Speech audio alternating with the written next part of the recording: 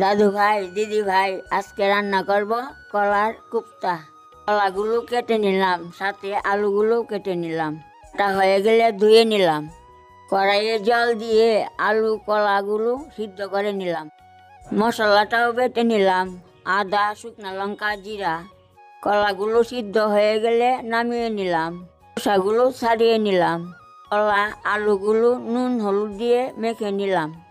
কড়াইয়ে তেল দিয়ে ছোটো ছোটো করে বড়ার মতন দিয়ে দিলাম। হয়ে গেলে নামিয়ে নিলাম। শুকনো লঙ্কা ফোড়ন দিয়ে মশলাটাও দিয়ে দিলাম। নুন হলুদ দিয়ে নাড়াচাড়া করলাম।